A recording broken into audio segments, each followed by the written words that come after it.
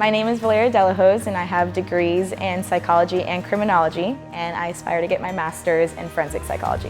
What I want out of GSM this next year is to be able to take that discipleship plan and curriculum and really apply it to people in my life, really take advantage of the resources that I'm going to get here at Greenhouse and be able to apply that towards my graduate school and help that apply that to not only my professors but my fellow students and stuff like that.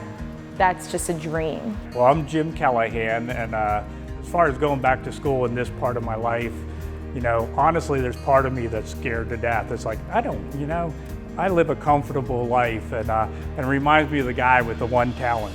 I got my talent. Life is really good right now. I have a nice little farm, and why step out and put myself back into this place where I'm uncomfortable again? And the only way to get comfortable with doing something is doing it. And I have been to school before, and when I was younger, I actually was in the honor roll in college and so forth, but I thought, now that I'm older, I think that's a little harder. But one of the things I realized is it's not about me doing it anymore. It's what Christ does through us, and He uses my brokenness. Just kind of realizing that my academics isn't everything, and realizing that yes, the world and society does have a set timeline for the majority. You graduate high school when you're 18, you hopefully finish your bachelor's by the time you're 22, 23, master's, PhD, everything is set up for you in some kind of timeline, and to kind of come out of that timeline, people think you're crazy for it. For me, it makes all the sense in the world.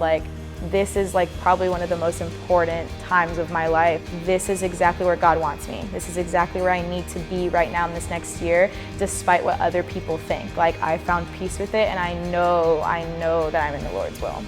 And I think about other older people like me that are thinking life is good. For me, it's I don't want to have buried my talent. I want to be all in.